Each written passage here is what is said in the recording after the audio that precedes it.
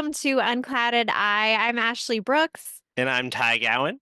and we are joined by a very special guest today, Heather Nichols. Hello, Heather. Hi. Thank, thanks for being here with us. You're welcome. So, unfortunately, we had to do this on Zoom because there were some snowstorms, but we are not going to let that stop us. And we're really happy to have Heather here. If some of you might have listened to my and Heather's podcast, Pisces Rising, before. If you haven't, you should go check that out. We haven't updated in a while, but there's a lot of fun astrological content on there. Yeah, and we're doing really well at technology here tonight. It's not awkward at all, right, Heather? To be Not at all. staring at the Have camera. no idea where to put my eyes. Exactly. Like I can see you out of the corner of my eye, but I definitely want to be making beautiful video content. I mean, I eye know. contact with the video. So Should I it's be- gonna be awkward, but I'm excited that you're here because Ash told me that you are a learned person of the tarot. So can I ask, like, what got you into the tarot? Like, what drew you to that over other divinatory practices? Oh, I don't know. I found it really easy. It, And I was drawn to them very young. I used to do the playing cards and just tell stories. And then when I moved out, I got a deck of tarot cards like right when I turned 18. And just, it was always super easy. So I guess, I just connected with them like past lifestyle. Just always felt very natural. Oh, cool. And what do you mean by you connected with the playing cards, like our deck of 52 type of Yeah, like it situation? was just a way to tell stories or like, be a fortune teller and it was kind of fun, kind of serious. I wasn't able to do cards in my house, like my parents wouldn't let me have a deck. Oh, for sure. Yeah. I So remember I just used the playing cards and I, I would I can just I have a memory, Heather, of going to Borders, if you remember the Borders over by the mall. And the tarot cards were always behind glass, and like you had to ask an attendant to grab a key and go open that up. And like I fully grew up thinking that that's because they were dangerous, like that they were behind glass, like you can't touch them because something could happen. They were too powerful. I yeah, like actually got my the first gun deck there. section. Did Oh, you at really, Borders. Ash? I got my first deck from that Borders. That's What was right. your first deck, Ash? It was the Radiant Rider Waite deck was my first one. So that one was like, for anyone who doesn't know, Rider Waite is like the very classic tarot style, which we're going to talk about more in this episode. But the Radiant version was just a super vibrant color, like recoloring, I guess. You know that one, right, Heather? Oh yeah, Yeah. totally. What was Is it your kind is it kind of like the art style of Unclouded Eye, Ash? Am I remembering it right? Where it has like the block colors almost? No, not really. It's more just like of an extra saturated version of just the regular Rider Waite. Like I Okay. had that one in high school. I think I ended up giving it away to somebody. Um, I can't remember what became of it, but yeah. What was your first tarot deck that wasn't playing cards, Heather? The cat tarot.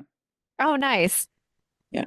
I think I've seen that one. Is for both of you guys, before we get into the astrological forecast for this week, Ash, is there a card that you feel kind of draws you to it that kind of represents you almost? Yeah, mine would be the Page of Wands. That was my favorite card from the first time I saw it, and I still love it. Oh my God, why? I can't believe I've never heard that before. I guess I Yeah, why haven't I told you that? That's so funny. For anyone who doesn't know, I used to work with Heather. Heather was my one of my biggest mentors in astrology and tarot, and she ran this very wonderful kind of spiritual hub in Portland, Maine. It was a crystal shop, but also offered healings and tarot and astrology. And yeah, so Heather has taught me a lot. But yeah, Page of Wands for sure. That card is really just all about like adventure and anticipation and starting out and kind of just having like a childlike sense of wonder about the world. I just like it. Yeah, thanks for that. And that makes sense. Do you know what my card is? You must know what my favorite card is because I feel like I advertise it. Mm, the Empress? Yes. Yes. Okay. Yeah. So what does that mean for you? I call her like the wine in the bathtub card because she's just very indulgent and sensual and she's just all about the pleasures in life. And I feel an affinity. She's a little bit more Taurus, or I guess more Venus, but I feel an affinity for that kind of pleasure, not care, not take anything personally, just like sit there in your feminine glory self. I've always felt an affinity with her. I need more of that in my life. The wine bath sounds incredibly wonderful. Yeah. And so how long did you guys work together and possibly study together at your shop in Portland? I first Maybe. met Heather when I first moved to Portland. I was 20 and I went in and got a tarot reading from her. So I used to go in as a client and I would get readings from Heather and I would tell her about people I was buying gifts for and she'd help me pick out crystals. I think a lot of the crystals in my house are from your shop, Heather. Like to be Probably. fair, yeah. I would Yeah. say probably at least over half, probably closer to 75%. Yeah, so then I worked at the store for maybe like 4 years, 4 or 5 years. Yeah, probably on and off. Yeah. Yeah. Yep. And we would just talk like all the time, astrology talk, tarot talk, like, oh no, it's going to feel like this because the moon's in this sign. Like we always just had these conversations. That's actually what led to our podcast because we'd always astro talk.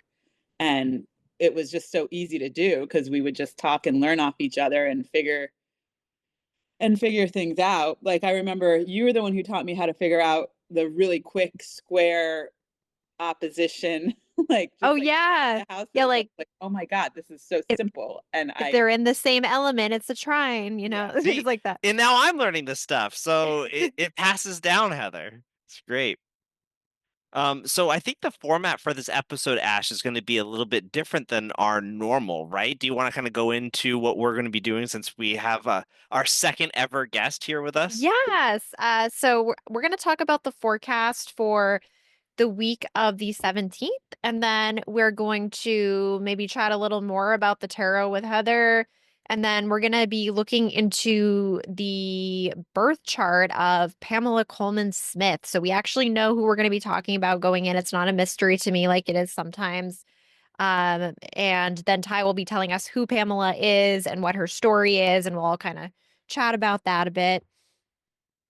Love it. Yeah, I've got the bio for you guys today. Really interesting person that I'm happy for this podcast because otherwise I wouldn't have like known such a cool story of really bohemian artist from the early 1900s. So I'm pumped to share a little bit about our bio with you. So we're going to be talking about two specific transits this week that are like the big ones that are going to be happening. So on Tuesday, February 18th at 5:06 a.m. Eastern Time, the sun is moving into Pisces. And I'm so glad we have Heather here with us for this because Heather is a Pisces, so she can tell us all about this beautiful sign. Welcome. Yeah. So Pisces is a mutable water sign. It's the last sign in the zodiac. And Heather, can you tell us a little bit about what it's like to, like, what kind of the traits are that you associate with being a Pisces? so it's almost the transition from Aquarius to Pisces is pretty smooth because we have this air energy going into this water energy. And these last two signs are like alienation in a way because they're really detached from their body. The difference is the Aquarian energy, there's like living from the head and above, where Pisces is kind of like a big third eye in the sky that envisions these other realms, these watery realms and these watery worlds, and either embodies them or stays kind of disassociated um, to feel safe or to feel at home in this other world. So I would say that both signs are otherworldly, but Pisces is otherworldly in probably less of an like alien awkward way and more of a um imaginative and mutable, shape shifting, malleable way. So the watery energy is pretty potent in Pisces. They're a triple water sign and they're mutable, meaning they're the last water sign. So they're super watery and they're mutable. So they're about as change oriented as you can get. And they're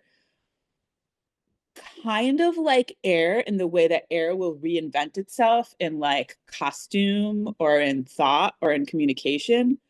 But the reinvention really comes from who the Pisces is mirroring in their environment. So who they're reflecting. So they're almost like these imitators or chameleons, but because they can be a little bit out of their body and they're so watery, they're really absorbing their environment and they're really absorbing who they're reflecting. So one thing that I recommend is if you are one of these Pisces that struggle with this or have a Pisces placement that struggle with this is like really pick your people and pick those people by who you want to be like or how you envision your life to go. Because if you have a good container, that Pisces energy will feel whole. You'll be less likely to be in your body. And that like reflective energy will just be mirrored back to you. So it's like Pisces energy is just like this clear water that's going to absorb the color they're next to. So it's like, what is your color? What is your container? What do you want it to look like? What do you want it to feel like? Because the opposite of that is getting disillusioned, living in a fantasy world that's not realistic at all, and letting that kind of potential toxic or overly dramatic energy absorbing that and then being like a dramatic fish. Yeah, that's really beautifully put. I really love that. And I think that, yeah, like you really, like I just have Pisces rising in my chart, but I feel that too. I feel like, that energy a lot of being very susceptible to what's going on around you and being super absorbent. And some days it's worse than others, I feel, for Pisces placements. But in general, like the more that you can kind of strengthen yourself and your sense of self, the better. But Yeah, it's is like it, being a walking soul. yeah. Yeah, there's like no like skin. You're just kind of like a blobby I I like the way soul. she put it better, Ash, the walking soul, not the skinless blob. I Yeah, think that there was a was little bit more poetry to what Heather said. I'm gonna call that out. It's actually really funny. Somebody that I read for today, they brought me a power animal, my power animal, which is this seal, which is actually a blob skin. Like I literally feel like this seal, like this just like energy filled with water and always kind of flopping around, and also like an eggplant and like the Empress at the same time, because it's like you're constantly absorbing the feelings, but you're just this yeah, like big that's water filled perfect. creature sitting on a rock and like clapping your hands to feel some sort of containment and joy. I love that. That's amazing. Yeah. So Pisces season, I feel like we can all kind of tap into this energy a little bit easier because it is the end of the zodiac cycle. So even if you're not a Pisces, even if you don't have these Pisces placements, I think that it becomes a time when all the energy is sort of like collected, from the last zodiac cycle. We kind of get this overlaying, like Aries brings the fresh energy in the spring, as I know Ty knows a lot about. But like, up until that point, there's almost like this overlay, like, it's a painting and each layer of the zodiac is adding like a different color to it. And then by the time we get to Pisces, it's like a total rainbow, which is beautiful, but it's also like hard to discern exactly what's going on. It's kind of like all bleeding together? Yeah. Yeah. Yeah. The other thing too though with that is, I don't know if this is connected, but to add to the prediction part of it is the synchronicities, or and I Mm, think it is a little bit connected with that blending because of being a little bit of every sign. Things just come together or fall apart during Pisces season, in the sense that those thought frequencies that are coming out are magnetizing. So I find Pisces season the season of synchronicities and just having things line up, or thinking of things and having them happen um, so fluidly, whether they're good or bad. I'm gonna yeah. keep my eye out for that this year. That's for Yeah. sure. The world of synchronicities. So the last thing for the week that I want to mention is on Sunday, February 23rd. At Oh, kitty. 8:59 p.m. Eastern Time, Mars retrograde is ending. So that's a big one. Love I to think see it. we're all excited. Heather's cat is showing up. Lucky is making her presence known, and I Lucky love it. knows that we are also done with Mars retrograde. Yep, Mhm. she's You're a ready. Mars in Cancer too, right, Ash? I am Mars and Leo. Okay. Yep. So we both got the Mars retrograde in our sign though. Yeah. So that's fun. Yeah, so Mars has been retrograde since when did that begin? I'm trying to remember. Like Did we 6 talk about weeks that ago or just something. Yeah. early January? Yeah, Is I that an think early January episode? They're blending together now. I know they're all blending. I should have written that down, but um it's yeah, so it's been at least a couple months and Mars isn't retrograde every year. So this has kind of been a different sort of energy to kick off 2025 with, and I think that it slows things down. It slows down our ability to progress like in kind of a willpower fashion of wanting to be like, I have 10 things on my to-do list. Let me get them all done. You're probably not going to when Mars is retrograde. You're probably going to have to slow down. And there can also be some like weird ego stuff of like trying to make yourself heard, make yourself seen, and or like shrinking into the background, like just feeling that kind of like debilitated Mars energy. So that's ending, which is nice. Love it. Yeah, Um, Mars in retrograde always seems like hard and long and damp and like out of its n- natural fiery ability. yeah. But it doesn't really matter what way it spins, it still has that element of destruction. So I feel like when it's in retrograde, it's just like time to, especially in Cancer, it's like whiny time. Yeah, it's whiny and it's kind of like imploding on itself. So it's kind of like self fulfilling prophecies, maybe like you're, whining, but then you're kind of making it happen. Like you're kind of adding to that energy. So all that to say, this is ending on Sunday. And That's been my January, Ash. I know. yeah, I know I'm doing it to myself, but I'm gonna keep doing it because I feel bad. yeah, it feels good to whine sometimes, I mean, I'm a Leo. I like to be dramatic at times about things. But yeah, Mars is going to be in its shadow technically. So what that means for anyone unfamiliar, the shadow period after retrograde is how long it takes it to get to the point where it was at when the retrograde started. Oh, okay. So that's going to be until May 2nd. At May 2nd, it will finally be at the point it was at when it went retrograde. So it'll start to be in new territory at that point. Wait, March 2nd or May 2nd? It'd be May March. 2nd. It's going That's to be in the shadow period for that long? Yeah. that's a lazy planet. Ugh. Yeah. Yeah. It's taking a while. So it's going to be a while till it gets back into Leo. And then by the time it gets to Virgo, like it's going to be a while. So, we're kind of just retracing. We're maybe having to undo some of the damage that happened during Mars retrograde until May 2nd. Like there might be some troubleshooting and like figuring some of that stuff out. That's how long it's gonna take to undo the credit card damage I had to do during Mars retrograde. What did you do? It'd be- Everything broke. Oh, yeah. Anything I touched or tried to fix, I broke it, is what I should say. So we're moving past that. I came at it with fire energy and it just broke.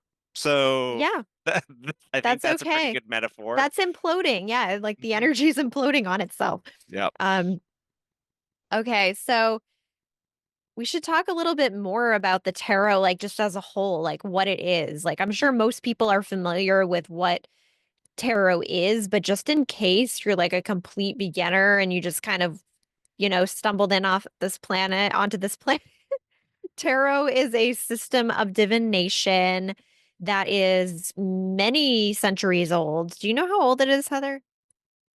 Oh, the first deck I think was like 14 or 1500s, which is what the Rider Waite and the maybe Tarot Marsalis is based off of. Okay. Yep. That's so much older than I thought. Yeah, I think it was like Italian initially, right? It was either Italian or French. Okay. The Marsalis, or it might be something else. I can't remember. It's the first replication was the Italian. It was an Italian deck, that which I think came from a French deck, and then there was the Rider Waite, which came in the early 1900s. They Early started making it. 1900s. Yep. Yeah. Yep. So it is a system of divination. It is 78 cards, and there are four suits in what's called the minor arcana that are kind of similar to like playing cards, like Heather was mentioning. So playing cards can be used actually for people that are learning tarot, but there are four suits, which are the wands or the rods, depending on the deck, the pentacles or the discs, also depending on the deck, the swords, and the cups. And then there's Each one of those represent an element, right, too, Ash? yes. Because I remember, I mean, I don't do tarot, but I do remember everything was revolving around the elements and balance and in that story. Like that's what really I felt attracted to it, be to see it in the Rider-Waite art specifically. Yeah, absolutely. So yeah, if you're going by that, the cups are representing the element of water, the wands are representing fire, the pentacles are earth, and the swords are air. And then there is the major arcana, and that's like all the very symbolic kind of archetypal cards like the Empress or Death or the Devil, like all the ones that you might see in like movies and dramatic scenes are usually major arcana.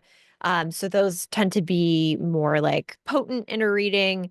So yeah, there's many different decks. There's so many hundreds and thousands of decks out there. So, um, how many decks do you have, Heather? I have like 10. Yeah, I have about the same. I've Yeah. pared down over the years. I feel like I've like switched out Yeah. some, but A lot of the times they're gifts. I think my Rider-Waite is probably the most used one. yeah. The other thing too about the tarot to mention is they're based off astrology. So every single card is either the archetype of a sign, a planet, a decant in a sign, meaning like the 10 of cups would be the last 10 days of Pisces, the maybe 6 of wands would be the first 10 days of Leo. So each card, the cards were like created based on the archetypes of stories, mythology, astrology, planets, and what those stories or what those archetypes have to say, both good and bad. That's fascinating. I had no idea about that. There, I mean, it's interesting to think too about like if it was created in the 1400s, which is similar to when astrology started to get interest. I think, with the early astronomers discovering planets. So, Heather, is it based off of like just the planets that they could see at that time, or can you go into a little bit more depth there about the history of it? I would guess. I don't know for sure. I think, but I think that that's probably an accurate guess because the deck was not 78, 78 cards. It was less. And I think actually originally it was 54, which is the amount of the playing cards. So it started out a lot smaller. And it started out, I think, a little more like what the gypsies would use to tell fortunes is the actually, so my first deck was the cat tarot, but I got that in tandem with the gypsy fortune telling deck, which literally is like a fancier 54 deck of playing cards that have a little bit more imagery. And that was definitely based on, because astrology is elements. So that was based on astrology in the elemental way, as each sign is fire, each sign has a number, air, water, those are all in connection with the signs, regardless of what planets have been discovered or not discovered at the time. The elements were still there. That's cool. Yeah, makes total Ash, sense. do I you love it. know if the signs always shared planets or if there was ever signs because of the constellations with no planets? Yeah, so in like traditional or Hellenistic astrology, there, were the original rulers of planets. So for instance, like Neptune and Pluto, Pisces, the original ruler was Jupiter because they didn't know about the existence of Neptune. But then when they found Neptune, they put Pisces there. And then same with Pluto and Scorpio. I think Scorpio was originally ruled by Mars. Yeah. Yeah, so that would lead me to assume that because, for instance, Neptune wasn't discovered until the 1800s, I would assume they wouldn't have an astrological kind of match in the tarot for that, at least not at that point in time. That might have gotten added in there later. Like we definitely have more Neptunian cards now, I think. Um yeah, it's interesting tarot in general, just like all the different types of cards because there's so many modern versions of these cards and if you study a deck like the Rider-Waite, which we're going to get a little bit more into, there is so much symbolism packed into every piece of art on that card. Like there's astrology, numerology, there's elemental magic. There's just so much intention placed in it. And so nowadays, there's so many different decks. And in fact, it might be easier to learn on a modern deck just because they might be simpler. You might find art that you resonate with on a symbolic level. But the Rider-Waite, like I feel like you could study it for a long time and still get new things out of it. At least I know I do. I think Yeah, that's the why I way get that so overwhelmed by it and turn to runes. So, Yeah. yeah. Yeah, there's a lot there for sure. Do you think that it's true that there's bad luck to buying your own tarot deck? no. No, I don't either. I think, but I used to get that all the time at the store. People would Yeah. come in because we sold tarot decks and they would be like, I really like this, but I've heard that it's bad luck to buy your own deck. And I would always say, just do it. You're going to be fine. I bought so many decks. I wonder where that even originated. Yeah, a Jane Austen book, like the Yeah. opal being bad luck. Honestly, yeah. I have one deck. Ash, I think I showed you my deck. I kickstarted it during the pandemic because I was Yes. blown away by the artwork. Heather, it's an animated deck of tarot. And so it's like do you remember like in the 90s we all had those holographic cards or whatever that had like the ribbed plastic and it would like move through like 3 frames of animation? Oh yeah, totally. Yeah. So that's the deck that I have, but it'll be like a wand and it'll be on fire and it'll like flicker 3 times, or someone will It's hold really up a cool. cup. It's like it's Wow. really neat. Yeah, I like that one. What is it called? Is it like the holographic universe deck or something? Honestly, that might be the name of it. I'll check and message to you later. I don't know how to read it. It's just I pull it out every time once in a while. I just look at it. So that's kind of like my relationship with that tarot. But I love it. I love it for sure. So we should look at Pamela Colman Smith's chart. And for anyone who is unfamiliar with her, she is the one who made the art for the famed Rider-Waite tarot deck. That's yeah, it's awesome to learn a little bit more about her, Ash, just because it's like to me, like knowing what little I knew about tarot, she was kind of like a brand name and not like a person, you know? And so like doing this and connecting her and what we're about to probably hear with her birth chart's really gonna humanize her for me. But she had quite a fascinating life too that I'm excited to share with you. So yes, it's February 16th, 1878 in Pimlico, Middlesex, United Kingdom. Okay, and we don't know what time. We don't, Um, not back then. nope. So she is an Aquarius, and we have her sun in Aquarius. Her moon is in Leo, so she was born during a full moon. This is a really interesting full moon polarity. What do you mean by Because that?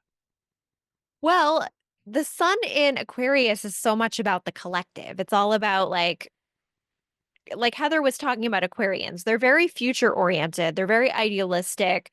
They're very much like thinking ahead. They're progressive and like very how can what I'm doing impact the community? Like how can it impact the world on a greater scale? But then the moon in Leo, that is a very like dramatic kind of personal experience of your feelings. So you have this very like personal Leo centered like heart space or inner world, and then the outer world is more like trying to almost pretend the ego's not there, or sort of kind of like absolve it. I don't know how to Okay. describe that. Does that make sense, Heather? What do you think about Yeah, that? I think I would add like extreme critical thinking to that and like Yep. or free thinking Yes. maybe. That would Um that would check out with her bio for sure. For sure. they're Mhm. rebels.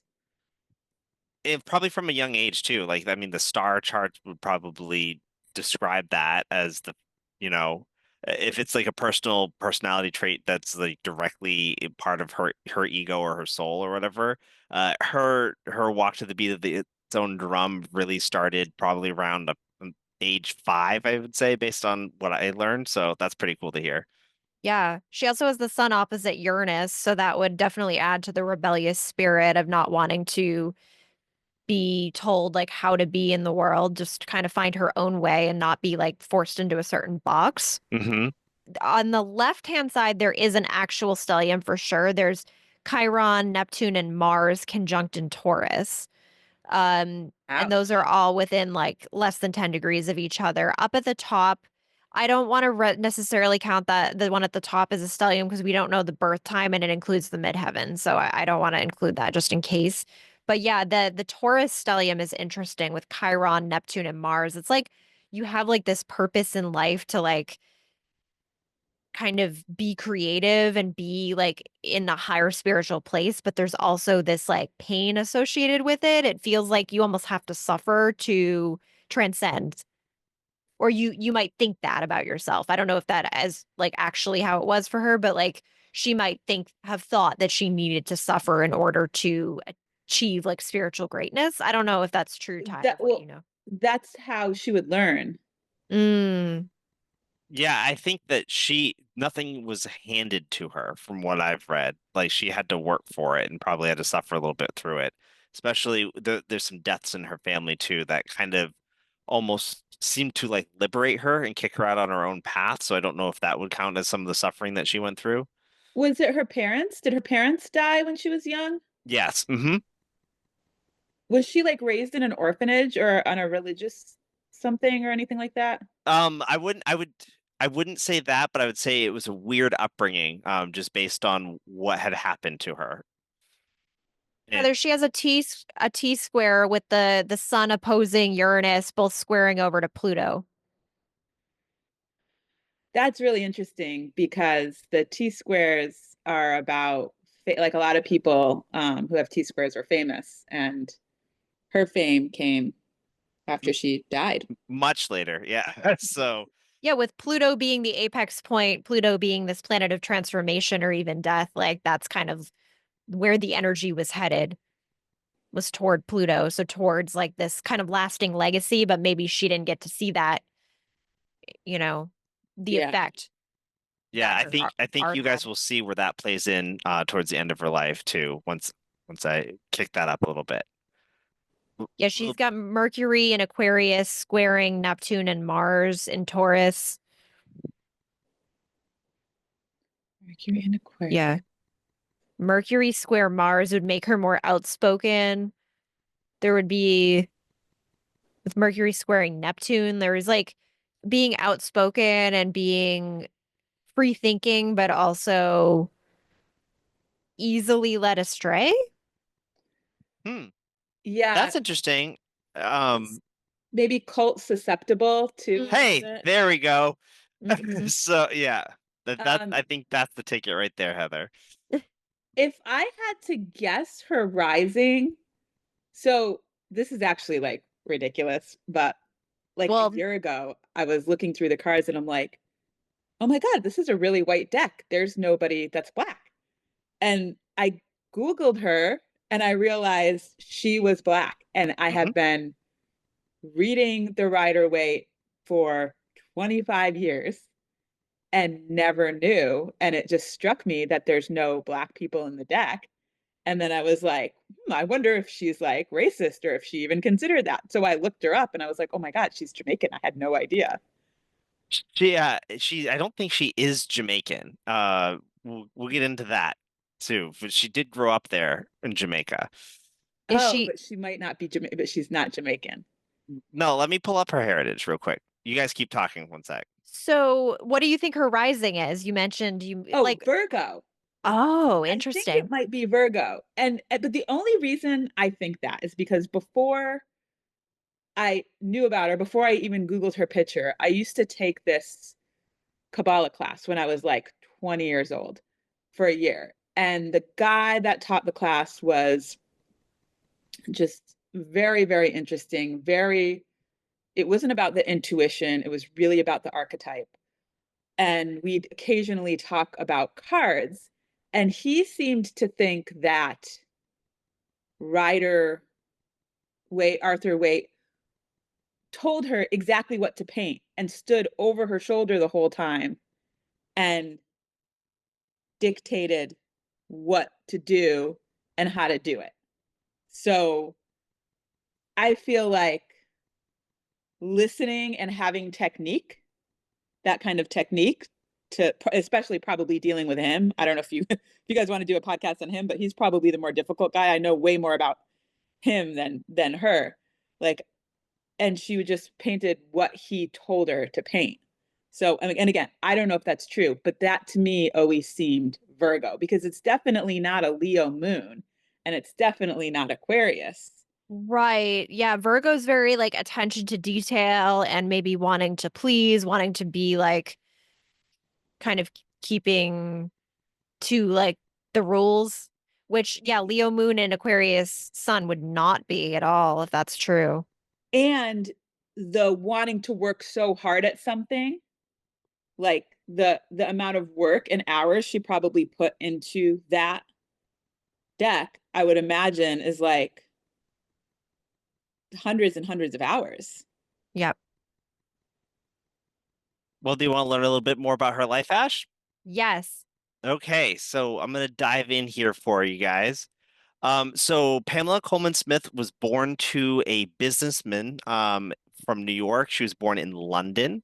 Her nickname was also Pixie, which I thought was really cute, so I wanted Oh, to include that here. She was an only child when her life was uprooted and her family was moved to Jamaica at age 11. Her father had taken a job with the West India Improvement Company and was scheduled to help build a railroad through the Caribbean island at that time.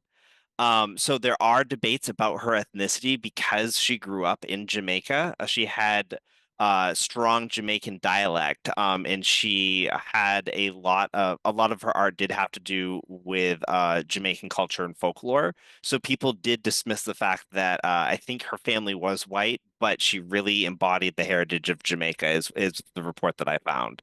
I Uh, just Googled something and saw that her mother was Jamaican. I don't know if that's true.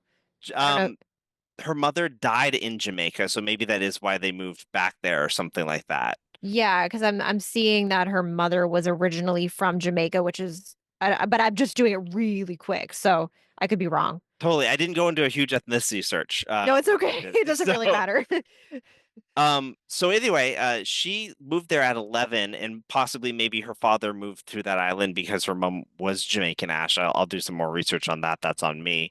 But she didn't stay on the island too long. She left at age 15 to move to Brooklyn and attend the Pratt Institute to study art. She actually didn't graduate though because her mother back in Jamaica died of a heart attack in 1897. And then she herself fell ill. So I think maybe that plays in with some of that struggle that we had talked about. And so while she was ill, and with the loss of her mother and feeling that grief, she really focused on what she had learned from school to continue to improve her illustration artwork. Unfortunately, 2 years after her mother dies, her father passes away. And so basically, Holman decides, I'm leaving Jamaica behind. And she decided not to return to New York, but went back to London. And so here she begins illustrating for theater. She's writing books about Jamaican folklore, like I had just mentioned. And she even works on illustrations for William Butler Yeats. And then during World War I, she donated her work and talent to help fuel the women's suffrage movement. She designed toys and posters for the war, which I think was crazy if you could find like Pamela Colman Smith, almost like tarot art style propaganda posters out there. It would be pretty cool to see. Um, However, she's best known for her illustration of the Rider-Waite tarot deck that we have been talking about today. And in 1901, this all comes about because back in London now, she joins the Hermetic Order of the Golden Dawn, which is why I mentioned that when Heather called out the cult nature that maybe she had some magnetism to. It's probably right here in the Golden Dawn because she went in hard. She meets Arthur Edward Waite, and this is also likely where she started to learn the divinatory practice of tarot. So she's in this group for the next 8 years, and then in 1909, the group fractures, and she wants to stay in it with Wade. So she then joins the new Holy Order of the Golden Dawn, and that's when she is commissioned to create this tarot deck. So in the Holy Order of the Golden Dawn, she starts to make the art for the Rider Waite Tarot, and she wanted to make something that would appeal to the art community, and she wanted it to be an accessible tarot deck on a broad scale. So that's why I think I'm putting words in her mouth, but I think that's why she pulled in so much imagery, Ash, is she wanted the story and the symbolism of the tarot to be told in the card itself, and she had the artistic talent to make that happen. So basically, this is also the first time that these cards have ever been illustrated with so much detail. I think the the importance of that statement is really hammering home for me when you guys are telling me that, a lot of times they were done with a deck of playing cards and you just had to know what the cards represented. So I think that's really cool that she's able to pull that symbolic meaning in behind each of the cards for the first time. Yeah, that actually makes so much sense because I don't know if I said this earlier, but one of the things we would do is we would block off the card and just read a quarter of it at a time because the person that taught the class, he was older and he was in the Hermetic order, which I didn't even realize women could be a part of until you just said that. But he was a part of that. And he would break up the card. He would put two cards over it, like a giant card. And so if it was like the Two of Swords, you would just see like a half a face and a sword coming out. And there might be like a small bird in the background. And he would just start getting into all the literal symbolism. So you really had to break the cards down the whole Yeah, way through. Yeah. which I actually hated and got so bored so quick because I only wanted to use them intuitively. And I mean, for me, it was very easy to just tell the story by looking at the picture. I could just make up a story and it would Yeah, just completely align. she did a great job. She making that happen. And that Um, also, what you said also makes sense to all the primary colors. I'm sure it's what you would learn in art school, like how to work with colors in that way. yeah, Yeah, and she there's was such so a much of talented artist going into the deck. Like this definitely was not her first project for Yeah. sure. Um, she one of the neat things too, I don't know if this will play into it for you at all, Heather, of thinking of the symbolism behind the cards is that even though they couldn't really diagnose it at the time, it's generally accepted that she likely had the neurological condition synesthesia. Do you know what that is, synesthesia. Ash? Synesthesia, Synesthesia. yeah. Yeah. Yeah. Yeah. So it's basically again looking at those cards, she was hearing and sensing things in the world and translating that into her visual art, which I think is really cool. Yeah. Yes. Mhm. Synesthesia is so cool. It's like when colors have sound to them or when numbers have color. Like there's just certain blending of senses that happens in a creative You can taste the capacity. sound. Yeah. It's And like, it's yeah, synesthesia is very Aquarian and very artistic. Like a lot of yes. artists have it. I think it's super cool that someone in one of the sources, I can't remember, I think it was in art magazine that I was reading, like called it out that she likely had it. But again, couldn't diagnose it because we didn't have words for that back then. Um so uh that's basically the height of her art career and her life. She was moderately popular at the time as a woman artist, especially one from outside London. And she really built her career behind the tarot itself once it took off. However, this is where we're going to get a little bit sad. And I think maybe this was in the reading too, a little bit, Ash, is that she had financial difficulties later in life. And it wasn't really her fault. She had really moved herself into a corner with the type of art that she was producing for the world. And then, unfortunately, after World War One, people's tastes changed and her style didn't. So she was unable to start publishing any of her illustrations or even her writings. She really kind of slipped away into debt and obscurity in the end of her life. And so she died poor on September 18th, 1951, and all of her possessions were auctioned off to pay her debts. She's currently buried in an unmarked grave, quote unquote, close to the wall in the woods of the old churchyard in Bude, England. It said that she originally probably had a marker that was made of wood, and it's since deteriorated. So Oh, that's so, there's no it's way to even find that. they have a general position where they think that she's buried. I really went into this part deeper than I probably should have, because my heart kind of broke for her in that aspect. Yeah. But yeah, there are pictures online where you can see like the corner of the churchyard where people pay their respects, and I thought, that was at least nice that people are doing that. Yeah. Well, she sure has a lot of fans now and people that Yeah, really Yeah, that's the life use of her work. that's Pamela Colman Smith for mind-blowing you guys. because they honor famous poets or make movies out of people on less than like if you think about it, her art is probably the most looked at and appreciated art in the whole world. It's certainly used by thousands and thousands of people like every day. Hmm. Yeah. It's for me, being a layman though, I didn't connect the two. Like I never thought that an artist made this deck.